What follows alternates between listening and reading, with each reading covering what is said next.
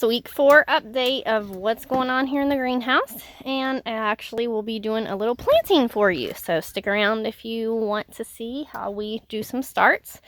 So everything is looking fairly well. I'm just started, and then I thought, oh, you know what? I need to do my update. So I'm going to plant some tomatillos here. Yesterday I transplanted out. This is pitiful. We ran out of like everything.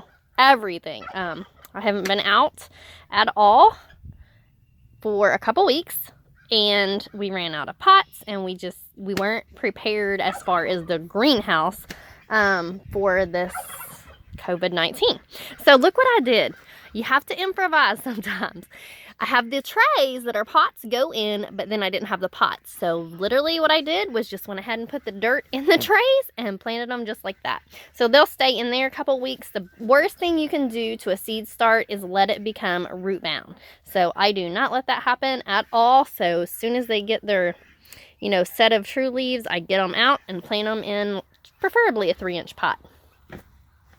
All right, so we got basil going on up top here. We got all kinds of tomatoes. We got black mountain pink tomatoes. We got Amish paste tomatoes. Up here, what do we have?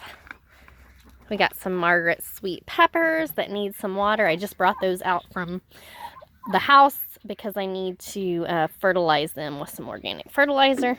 And I don't use that in house because it stinks. Look at here, our ground cherries are looking pretty good. They take longer to germinate than the tomatoes do. So I did have some tomatoes in these other rows here. So there's the ground cherries, love those. I transplanted some borage right here, the herb. It's a beautiful blue herb if you've never had borage in your garden. Oh wow, it's gorgeous. Got the nasturtiums going on down there, one of my favorite flowers.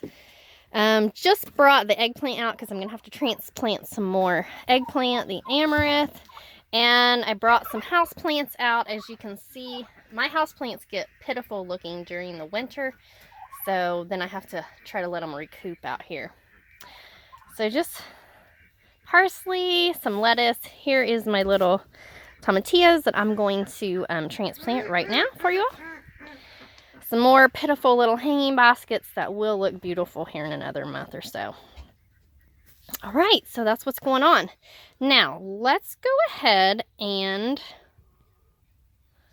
switch back over here and let's do some transplanting. How can we focus you all on transplanting?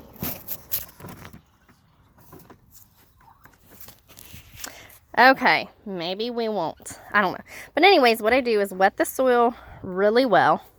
Make sure it's good and moist. And then what we do is take the plugs out. Never touch the stem of a plant. Always hold it by the leaves. We're going to push it down. Tomatoes, things like that that root all the way up, go ahead and plant them all the way down to their first leaf. See how deep that went down? And then go ahead and close the hole back up. Okay?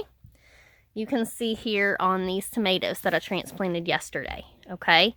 See how I planted them all the way down to their leaves? This was them before I transplanted them. So you can see they're a couple inches tall here. When you transplant them down, you transplant them to their true leaves.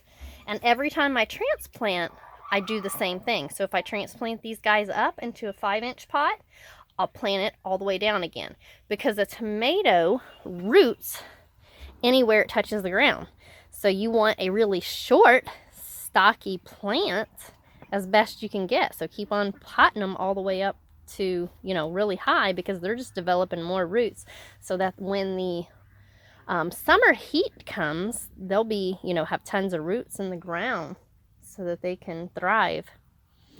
Somebody asked about last time about this isn't the kind I normally get, but it's the same size. So this is a 3.8 cubic foot bale of soilless mix. Okay, it's soilless mix is what it is. This bag, a 3.8, filled that last night. This is a big trash can. a big, trash can.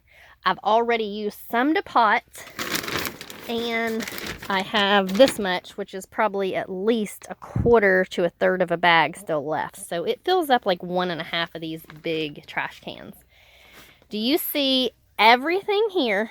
All these trays, plus about 10 trays in the house, will come from one 3.8 cubic bale of Soilless mix. Okay? So if that gives you an idea, when people are going to Walmart and buying these $5 bags, that's actually pretty expensive if you're doing, quite a few. These 3.8 cubic bags, depending upon where you get them, you need to go to like a greenhouse supply. But approximately about $30 is what you're probably looking at. All right, that's what's going on here. Oh, I did transplant out a tray yesterday of kale into the beds, and then today, hopefully, I'm going to go ahead and transplant out these cabbage plants. But I did get a tray of the kale out yesterday. So, and my peas came up. It took a little longer. It was 17 days before any of them popped up. But on the 17th day, which was yesterday, like at least half or more popped up. So springtime is coming. Look at that. Oh, I hate that orange fence on top, but you have to keep that on top or else the turkeys will fly out, and I don't want to clip their wings because they will probably be shown, a few of them. Talk to y'all later.